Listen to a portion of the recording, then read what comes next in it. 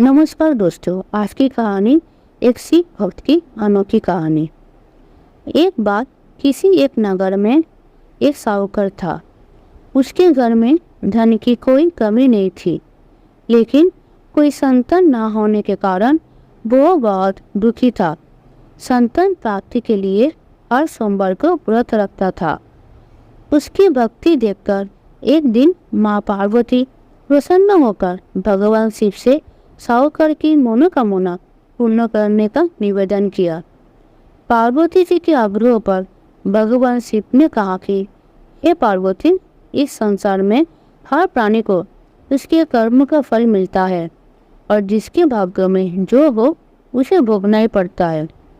लेकिन पार्वती जी ने साहूकार की भक्ति देखकर उसकी मनोकामना पूर्ण करने की इच्छा व्यक्त की।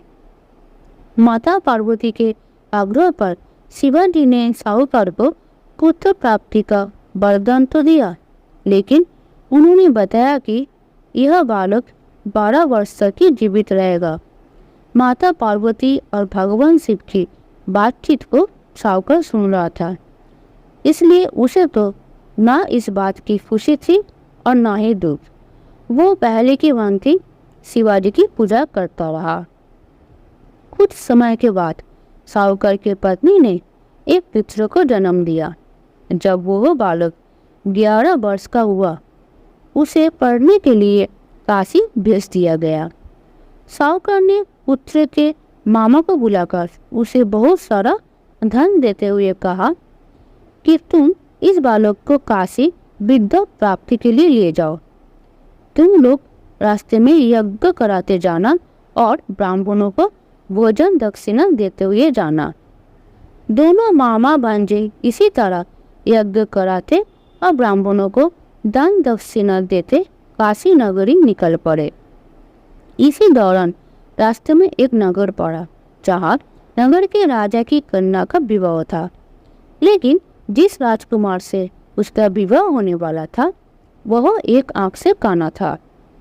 राजकुमार के पिता ने अपने पुत्र के काना होने की बात को छुपाने के लिए सोचा, क्यों ना साहूकार के पुत्र को दूल्हा बनाकर राजकुमारी से विवाह करा दूं। विवाह के बाद इसको धन देकर विदा कर दूंगा और राजकुमारी को अपने नगर ले जाऊंगा। लड़के को दूल्हे के वस्त्र पहनाकर राजकुमारी से विवाह करा दिया गया। साहूकार का पुत्र ईमानदार था, उसे ये बात सही नहीं लगी, इसलिए आपने अवसर पाकर राजकुमारी के दुपट्टे पर लिखा कि तुम्हारा विवाह तो मेरे साथ हुआ है, लेकिन जिस राजकुमार के संग तुम्हें भेजा जाएगा वो एक आंख से काना है। मैं तो काशी पढ़ने जा रहा हूँ। जब राजकुमारी ने चुन्नी पर लिखी बातें पढ़ी तो उसने अपने माता पिता को यह बात बताई। राजा ने अपनी पुत्री को विदा नहीं किया, फिर भारत वापस चली गई। दूसरी ओर साहूकार का लड़का और उसका मामा काशी पहुंचे और वहां जाकर उन्होंने यज्ञ किया। जिस दिन लड़का 12 साल का हुआ, उस दिन ही यज्ञ का आयोजन था। लड़के ने अपने मामा से कहा कि मेरी तबीयत कुछ ठीक नहीं है। मामा ने कहा कि तुम अंदर जाकर आराम कर लो। शिवाजी के वरदानुसार कुछ ही देर में उस बालक के प्राण निकल गए। मृत भांजे को देख उसके मामा ने विलाप करना शुरू किया।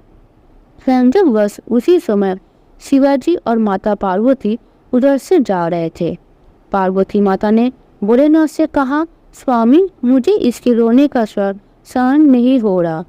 आप इस व्यक्ति के कष्ट को अवश्य दूर करें। जब शिवाजी मृत बालक के समीप गए तो वो बोले कि यह उसी साहूकार का पुत्र है जिसे मैंने 12 वर्ष की आयु का वरदान दिया था। अब इसकी आयु पूरी हो चुकी है। लेकिन मातृभाव से विवोर माता पार्वती ने कहा कि हे महादेव, आप इस बालक को और आयु देने की कृपा करें, अन्यथा इसके वियोग में इसके माता पिता भी तड़प तड़प कर मर जाएंगे। माता पार्वती के पूर्ण आग्रह पर भगवान शिव ने उस लड़के को जीवित होने का वरदान दिया। शिवाजी की कृपा से वो लड़का जीवित हो गया। शिक्षा पूरी करके लड़के मामा के साथ अपने नगर की ओर वापस चल दिया। दोनों चलते हुए उसी नगर में पहुंचे जहां उसका विवाह हुआ था। उस नगर में भी उन्होंने यज्ञ का आयोजन किया।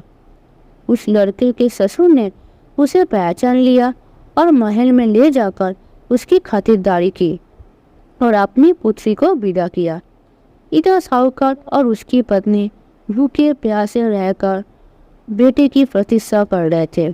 उन्होंने प्रण कर रखा था कि यदि उन्हें अपने बेटे की मृत्यु का समाचार मिला तो वो भी प्राण त्याग देंगे, परंतु अपने बेटे के जीवित होने का समाचार पाकर वो बेहद प्रसन्न हुए।